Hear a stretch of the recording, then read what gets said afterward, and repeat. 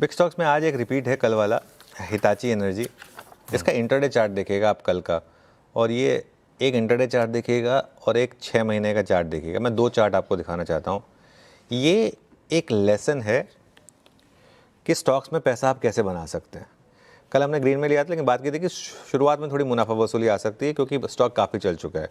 लेकिन अगर आपने उस मुनाफा वसूली में बाय किया होता है, एक बार वापस रखिएगा कल का इंटरडे चार्ट, अगर आपने उस मुनाफा वसूली वाला जो फेज चल रहा था उसमें अगर आपने बाय किया होता कल, तो कल डे हाई पर बंद हुआ।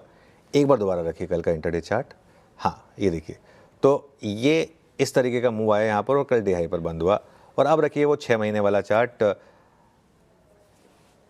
एक लॉट भी अगर आपने लेकर इसका, जब पिछले बार नंबर्स आए थे, वो होल्ड किया होता, तो देखिएगा किस तरीके के मूव्स इस स्टॉक में बने होते।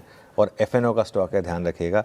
आज सुबह 1-2 अपग्रेड्स भी आए हैं इस पर वैसे, ठीक है। दूसरा है कोल इंडिया। कोल इंडिया को मैं रेड ले रहा हूँ। और एक चीज़ मैं बताऊँ आपको, बहुत लोगों की टेम्पटेशन होगी कि ओएफएस के प्राइस के आसपास बाय करिए।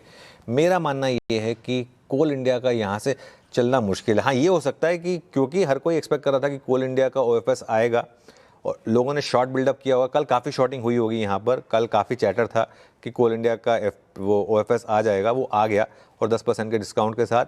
लेकिन मेरा मानना ये है कि यहाँ से कोल इंडिया में बड़ा पैसा नहीं बनेगा आशीष।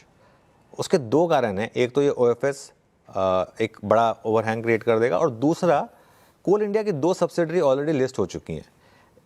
ऐसे में कोल इंडिया को अब थोड़ा सा एक आगे जाते हुए होल्डिंग कंपनी का भी डिस्काउंट मिलेगा। डिविडेंड यील्ड के हिसाब से आपको लेना तो वो अलग बात है। वो मतलब बहुत लोग हैं जो सिर्फ डिविडेंड के हिसाब से लेते हैं। सरकारी कंपनी है, डिविडेंड यील्ड अच्छी है, अगर 412-413 रुपये का ओएफएस के आसपास अगर आपको मिल रहा है, लेके रखना है, वो एक अलग अप्रोच हो सकती है। लेकिन अगर आप स्टॉक मार्केट में वेल्थ क्रिएशन के हिसाब से आते हैं और बड़ी वेल्थ क्रिएशन के हिसाब से आते हैं, इस लेवल से मुझे नहीं लगता कोल इंडिया में बड़ा पैसा बनेगा। तो इसके लिए इसको मैं रेड में ले रहा हूँ। आज तो क्या रेडी है क्योंकि खुलेगा नीचे, लेकिन उसके बाद देखते हैं क्या करेगा। ये लीजिए आज के बिग स्टॉक्स, हिटाची एनर्जी। एक और चीज ऐड करना चाहता हूँ। सॉरी, एक चीज ऐड करना भूल गया। सॉरी आशीष, सॉरी, मैं आपको इंटरव्यू कर रहा हूँ। एक चीज ऐड करना भूल गया। सीमेंस के नंबर्स में पढ़ रहा हूँ। मैं अब तक सीमेंस के नंबर्स देखकर एक कोई व्यू नहीं बना पाया हूँ। ओके। क्योंकि ये स्टॉक्स जो है ना, काफ़ी वॉलेटाइल होते हैं। मैं अभी व्यू नहीं बना पाया हूँ, और मैं नहीं चाहता कि कोई मैं ऐसा व्यू लूँ जो गलत पड़े मेरे व्यूअर्स के लिए। अर्निंग्स में EBITDA में एक बहुत बड़ा ड्रॉप आया है।